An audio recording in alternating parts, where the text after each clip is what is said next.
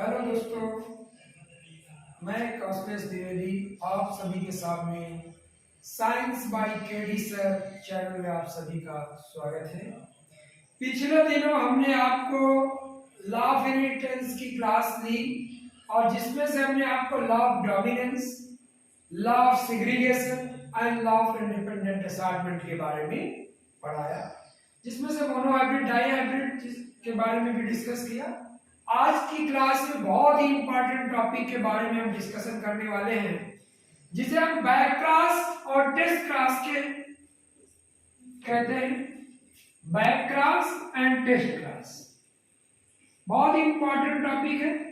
सबसे पहले तो हमें यह समझना है कि बैक क्लास किसे कहते हैं और टेस्ट क्लास किसे कहते हैं। जनरल केसेस में क्या होता है कि लोग समझते हैं कि बैक क्लास और टेस्ट क्लास दोनों डिफरेंट हैं, बट यहाँ पे एक समझने वाली बात यह है कि when a parents having contrasting character are crossed together, then the F1 when crossed with either of their parents, then it is called as back class. Suppose then capital T that is for term, small t dwarf, ये हमारी हो गई parental generation. अब यहाँ पे gametes बनेंगे, capital T, इधर gamete बनेगा स्मॉल टी। दोनों के बीच में जब हमने क्रॉस कराया तो कैपिटल टी स्मॉल टी जो कि हमारा होगा टाल, ये हमारी हो गई F1 फर्स्ट जनरेशन। अब जो हमें F1 प्राप्त हुआ है, इस F1 को आइदर ऑफ द पेरेंट्स, या तो हम डोमिनेंट के साथ कराएं या हम रिसेसिव पेरेंट के साथ कराएं, ये हमारा कहलाता है back class. That means when F1 is crossed to either of their parents, then it is called as back class. But when the F1 is crossed to the recessive parents, then it is called as test class. और यहाँ पर समझने वाली बात यह भी है, क्यों इसे टेस्ट क्लास ही क्यों कहते हैं जब रिसेसिव के साथ कराई जाती है? क्योंकि F1 जो हमें प्राप्त हुआ है वो कैसा है? टाल है। सभी all the plants are tall, but we do not know what is the genotypic combination of the F1. So we have to find out the capital T that is also denoted for tall, and capital T small t that is also denoted for tall.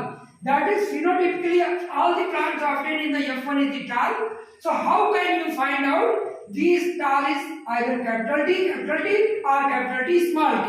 So find out the genotypic combination. We have to cross it with the recessive parents. Then it is called the test class. So सबसे पहले हम देख रहे हैं dominant parent के साथ जब हम इसे क्रॉस कराएंगे, कैपिटल टी, और दूसरी तरफ हमारा क्या होगा? Capital T small T. अब इसके जब हम गैमेट बनाएंगे बेटा, कैपिटल टी, इधर हमारा गैमेट बनेगा capital T small T.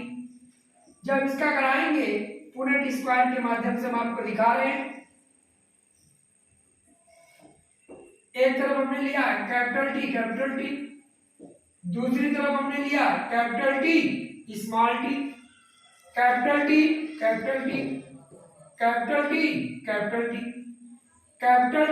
Small T. That means ये आपका कैसा आया? टाल। ये कैसा आया? टाल। सभी टाल हैं, बट यहाँ पे समझने की बात क्या है, जो ऊपर आप देख रहे हैं जिनका कॉम्बिनेशन कैपिटल टी है, ये हमारे 50% हैं और ये कैसे हैं? होमोजाइगस। कैसे बेटा? होमोजाइगस।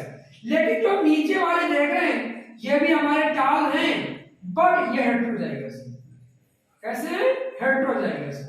तो यहाँ पर हमारा रेशियो आता है 100% टाल आते हैं, but 50% are homozygous and 50% are the heterozygous. लेकिन जब इसी का क्रॉस हम रिसेसिव पेरेंट के साथ कराएंगे तब हम देखते हैं